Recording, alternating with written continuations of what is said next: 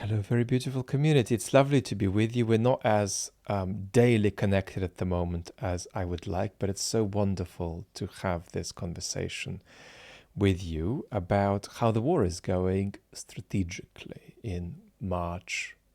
You see, I have no idea where we are in May, nearly May 2024. I still think it's March. And we'll do it without trampling in an undisciplined way on the expertise of economists and military experts. What I want to say is a little bit about what the hell we're doing, what the West's position is, what we're trying to achieve, and what is actually happening to us, and what the Russians are doing, what the Russians are trying to achieve, and what is actually happening to them. I'm going to only say a few words in this chat about Ukraine because I want to have a Ukraine-specific conversation on a topic that we haven't directly touched yet, which is what could Ukraine do about contributing to a strategic conversation about a global order that it isn't doing that could be useful for its resistance and survival, not only for that much needed conversation about global strategic arrangements. Let's make a start, beautiful community. So at the beginning, in the days running up to the invasion, just after the invasion, a key goal of the Biden administration was escalation management and not allowing us to get anywhere near a strategic nuclear exchange. That was a very important goal to center at the beginning of the war. And it seems like there is widespread consensus that just for now, we have a very big buffer here, that we are not at any imminent risk of escalating into global nuclear war. But the avoidance of that still remains the primary goal of the Biden administration. And it's a mistake to forget about that when we ask ourselves questions about what is being done and what isn't being done. It's not true that that explains the Biden administration's policy. But it's true that we let ourselves down if we completely forget that that is an objective motivating action and inaction. I said about the aid passing for Ukraine that this is a win that we should take, but I also advised us to think strategically about our situation as opposed to gamifying the war and celebrating each win as it comes in detachment from a broader picture of where we are and where we're going. Because the reality is both pessimistic and alarming, because the aid Ukraine has got is more along the lines of a drip feeding enterprise that is going to meet some needs but won't be sufficient, that will then need to be repeated, even for very basic needs to be continually met. So we've got a couple of questions here. One's question about the sufficiency of aid, another's a question about the timeliness of aid, and the third question is obviously sufficiency and timeliness to what end? And here we move to the second, absolutely primary, absolutely central objective for the West in general in Ukraine, and that is the sustenance of Ukraine as a sovereign state, which means two things. It means Moscow not physically controlling the Ukrainian capital, and it also means Moscow not being successful at destabilizing Ukrainian politics to such an extent that it again returns for itself leverage over Ukrainian politics. So we're committed to, so far I'm saying, non-escalation, and we are committed very, very strongly to Ukraine's survival as a state, effectively, as an independent state. At the beginning of the Putin's brutal invasion of Ukraine, there was a goal that, in my interpretation, there is some evidence for this, but in my interpretation, was put down by the Biden administration, by Biden specifically himself, and that is to not conceptualize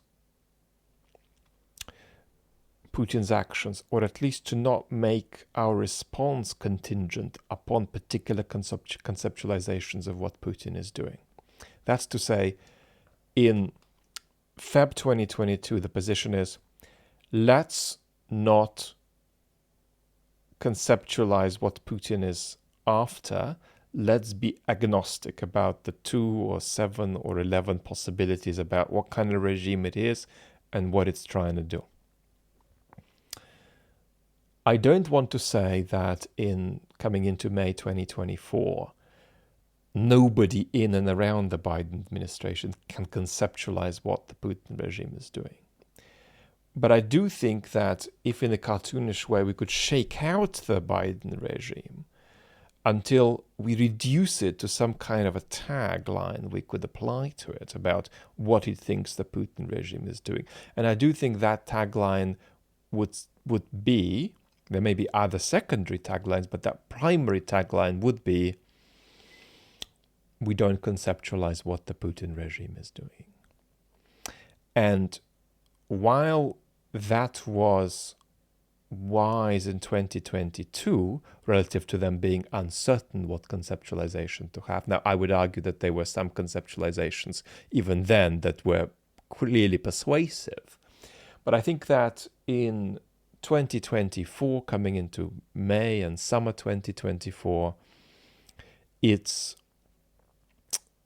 a matter of disappointment that there isn't a greater conceptualization of what Putin is doing, even if it's slightly wrong. What we have is an empty space. Let's proceed as though we don't know exactly what this regime is up to. So there is this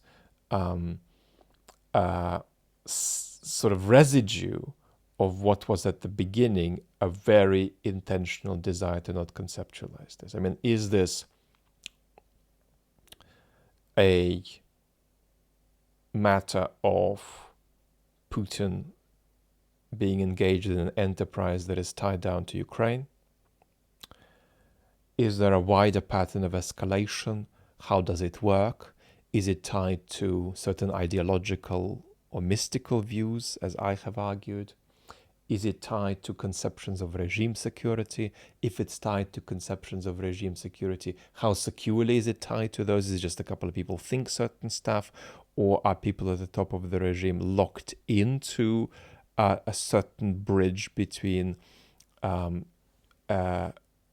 way they go about in relation to regime stability and foreign escalation? About all of this, I think there is still a primary agnostic response. And I think that we could expect better. The interesting thing is that there are several mystical and several theological, quasi-theological elements that are becoming increasingly prominent in that regime. Which is why, interestingly, I don't myself feel I have yet heard an argument that persuades me that what we're seeing is the continuation of the Cold War. There is a certain kind of anti-colonial position that can very rapidly take one in that direction, because if you are a country on Russia's borders and you feel, well, hang on, this big thing has come and taken over and interfered before, and then it's now coming and taking over again. Same thing, surely, right? Well, not necessarily. It could be that you had a regime with very heavy hard left features, and now you have a regime with very heavy hard right features, to the point that if we ask a question, of course these are hyperbolic analogies, and I want to emphasize that, but if we now ask a question, is this Putin regime more like Nazi Germany at a certain stage of its development, or is it more like mid-20th century USSR? The answer to that question is at least not obvious, right? And in fact, if the hand were to tilt in one direction over the other, it would not be toward the Soviet Union. So we've got this sort of absence of conceptualization. But these are the two primary goals: Ukraine's independence and avoidance of escalation. And I've added this extra point about non-conceptualization. There is then a set of secondary goals, and I want to mention one, and that is, of course, protecting Ukraine's territorial integrity and the reacquisition by Ukraine of territories taken. Now, you can't take this too far, because if we said, does the Biden administration, or does the West cumulatively, this is an even more unstable generalization, but does the West cumulatively support Ukraine retaking all of its territories down to 1991 borders? The answer to that is no. So it's not just that the US position isn't that Ukraine should retake Crimea, for instance. It's that the US position is that on balance, it would be better if it didn't. Again, if we had to make a cumulative generalization, that's where we are on this, and that's indeed where we are on the idea of Ukraine retaking the entirety of the Donbass. So there is a secondary commitment to territorial deoccupation by Ukraine. But it's not, if you like, about making Ukraine whole again down to 1991. I'm not suggesting that there is a vehement opposition to this happening if it were to happen in practice, but I'm saying that it's certainly not something that Western policy is lining up behind, and indeed in many ways it's got there are negative dispositions about scenarios under which that happens. So that's a little bit on where we are in terms of what the West wants. Let me make a couple of remarks about Trump. If Trump becomes president, and I advise a 50-50 attitude to that, slanting toward it happening rather than not, actually, it is a serious question what the stability of the Article 5 guarantee will be. This is a serious question. I don't think it's a radically alarmist and sort of conspiratorial question. But at the same time, I think it would be very hard for even the Trump administration to extricate itself from a commitment to Ukraine's survival as an independent state.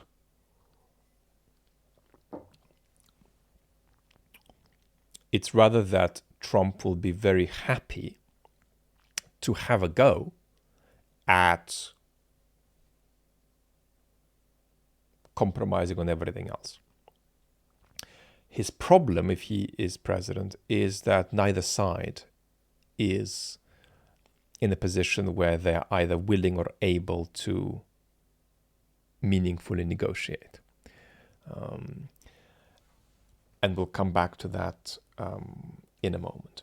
Now, there is another interesting question that's just a footnote at this point, and that is, might it not be scary for Trump, the prospect of something really bad happening in the summer, to Ukraine, some kind of unforeseen degree of Russian advance that has a strategic meaning that's more than just a couple of miles here and there being shifted about.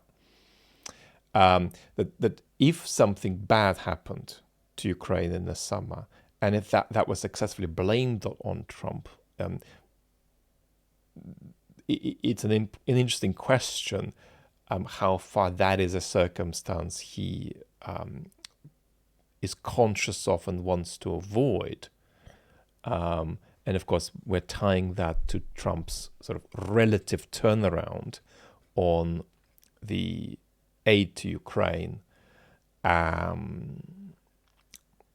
which, of course, as we'll say in a moment, is splitting the Republican Party into essentially two parties. The West's predicament. Well, you know what my shorthand here is. We've got a lack of strategy for a global order. We've got a lack of strategy toward the Russian space that is nearly an exhaustive lack of strategy of what we want to have happen in the Russian space. And we've got half a strategy for Ukraine. We're supporting Ukraine for a while ahead, and then we're largely seeing what happens. And we're supporting Ukraine in a way that allows it at a push to avoid suffering terrible strategic turns. But that's about it. We are allowing Ukraine to hold out, and even without guarantee that this support that simply allows Ukraine to hold out and no more will perpetuate. And this half a strategy to Ukraine, toward Ukraine, no strategy toward the Russian space, no strategy for a global order except just hanging by a thread to what is left of the post-1989 global order. That is secondary in my analysis to what I call democratic incapacity. And that is why it's very important to see what we've just mentioned, for example, the Republican Party in the United States splitting off into two, without a clear border between the two, of course, but roughly splitting off into two, with one party remaining constitutional and the other party ceasing to be constitutional, becoming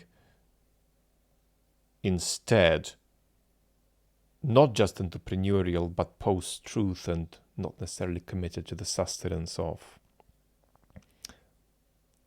the institutional and ritualistic stability of democratic practice.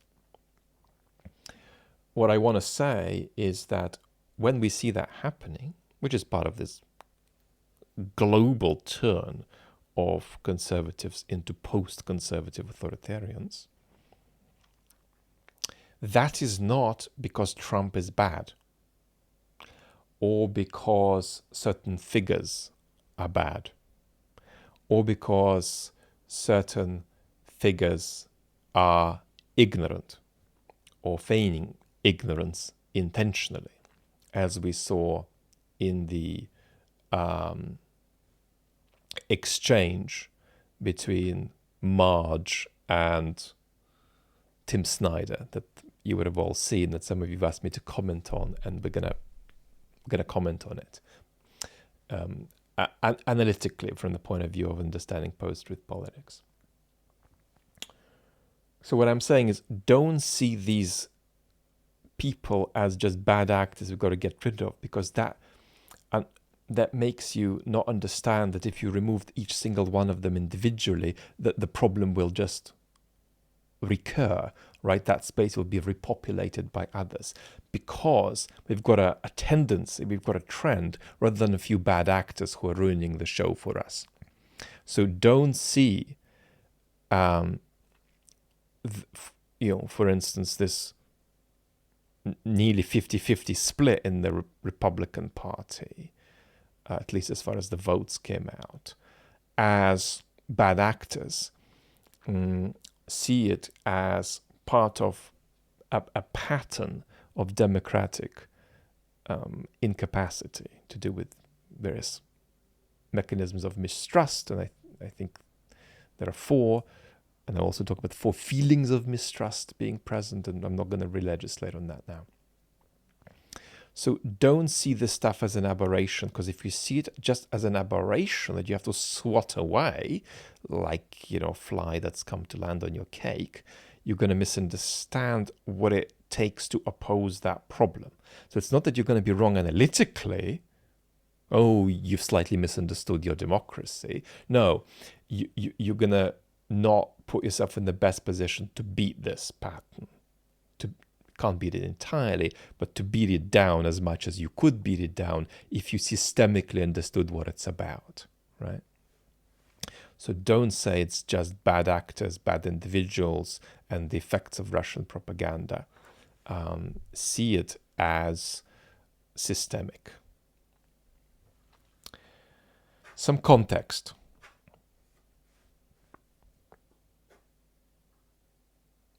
We've just said that Ukraine is being drip-fed until a moment comes when the drip feeding is insufficient, and then we'll try to drip feed it again.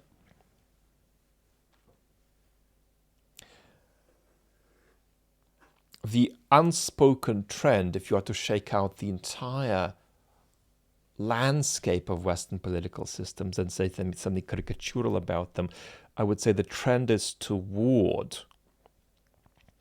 sitting the two parties down for a deal, but the reality is that deal ain't possible. Now, we have plenty of views about why it's not going to be sustainable, but it's also not possible in the sense that neither party is either ready or perceives itself to be even able to go in that direction. So the trend is at the moment about the West fantasizing for a sustainable way out, but not seeing one, right? That's the kind of the drift. The West does not take the sanctions regime, and in particular the export control regime, entirely seriously. If you look at who's trading with Russia and how we are trading with Russia, major powers are trading with Russia that we can't control as well, but whatever we can control, we're not controlling seriously. And of course, this is not just a reflection of a lack of strategy, it's also a reflection of some hard facts, such as the degree to which the West no longer controls the global economy as much as it used to.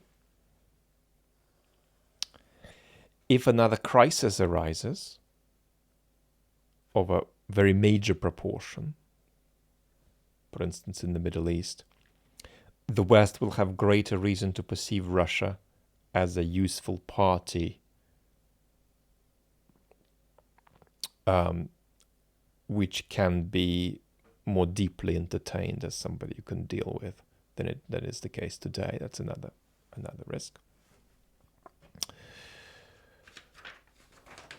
And that's what I've got today on the West, what we're trying to do, and the situation that we're in. Ukraine, I'm going to leave out of this conversation, but Ukraine is in a very difficult position. Set on a military resolution to the crisis, but without a stick big enough to be able to secure any adequate military resolution to the crisis. It's a very difficult, very painful situation, and that situation of dependence on the West is very painful. And I'm going to talk about how Ukraine talks about its dependence and how Ukraine talks about moving the West places in a video shortly. It might be just a short unedited rant on the main channel. I think there's something important to discuss in that direction. So going to leave Ukraine out. And I think there is something else that's really important here, that, we've got to frame this primarily in terms of the interests of the major Western powers, if we are going to speak in a realistic and actionable way about what the problems are. Let's look at Russia's position. Does Russia want all of Ukraine? So my answer to that is quite clear. My interpretation is, yes, it does. That doesn't mean it has to physically control all of Ukraine. It just means that it needs to either physically control the capital or, more plausibly, simply exercise enough leverage over Ukraine's political system. There are experts who do not think that's the case, right? This is an interpretive controversy, but my position remains very clear on this. Moscow wants political control over Ukraine's politics. And I'm going to, in fact, concentrate this in an exaggerated way. A sustained lack of control over Ukraine's politics is a threat to the Putin regime in its own perception of its stability, and is a threat to Putin, and is indeed a physical threat to Putin as he perceives it. So lack of political control over Ukraine is, in Putin's mind, a sustained risk of a Gaddafi-type situation for him. Because if his regime begins to wobble and he has no control over Ukraine's politics, and if it's also for him, God forbid, democratic, no matter its membership in Western alliances, that is already sufficient for him to think that there is a direct threat to regime security, direct threat to life. Does Russia want, this is just a re-legislation of our previous conversations, does Russia want a war with NATO, and will that happen? My answer is that on balance, no, is the best guess of how history will pan out. But despite that, it is, in my interpretation, true that the default is toward a confrontation. The default momentum is toward a confrontation with NATO. It's not a territorial confrontation, nor is it a full-scale war type of confrontation. It's a confrontation that is precisely about avoiding a full-scale war with NATO. It's a confrontation about challenging Article 5 at a time when the Russians think we won't respond. I still think even to that moment of a challenge to Article 5, we're less likely to get. We're less likely than more likely to get because of various historical contingencies intervening. But nevertheless, the drift is indeed, in my view, in that direction. That, again, is a controversial opinion predicated on assumptions about how far the Kremlin's conception of regime security is tied to foreign escalation. Now, over and above that, there is a certain view too that I'm advancing about the ideological and mystical and apocalyptic and quasi-theological drift of the Kremlin that is escalating. This regime is more apocalyptic with every 6 months that pass, in a way that may indeed force us into another long conversation about Dugin at some point. Not because Dugin is influential, he isn't at all, but because there is a certain drift in the regime toward the sorts of waters in which Dugin is swimming. But that's partly because Dugin's enterprise is to see where the regime might go and try to run ahead and anticipate it. So he's not a thought leader, he is a preemptive follower. Now,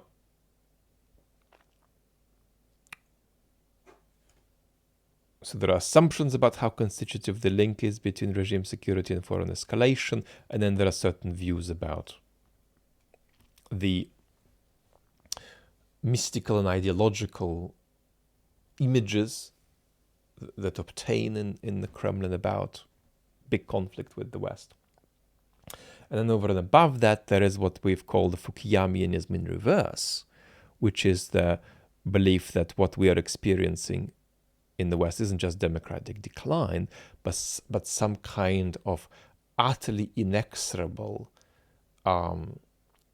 historical revelation of the futility of democracy as a social enterprise, which really means that it'll just extinguish itself and evaporate, perhaps within a decade. That's a fantasy. That itself is, if you like, a kind of a bizarre mirror image in reverse of our own teleological delusions about the global spread of democracy that we indulged in after 1989. But it's certainly utterly unreal, right? This dogma in the Kremlin about us. We're much more resilient, and our democratic sustenance is much more unpredictable and contingent than their little theory of historical resolution suggests.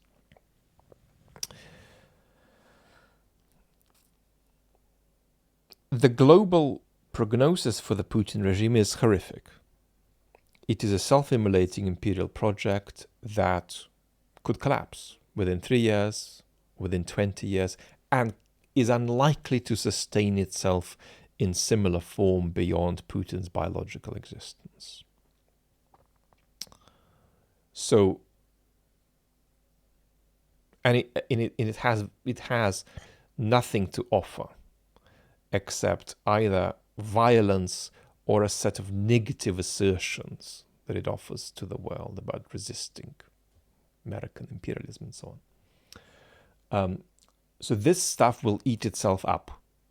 We'll see how long it takes, and we'll see how destructive its self-immolation is and who it impacts. But the prognosis is not just bad, it's terminal for the Putin project. It's going to end in not just failure, but very bad failure. The trouble is, who else is going to go down with it? But that could be a 20-year process. And for now, we have to admit certain truths about context that are uncomfortable.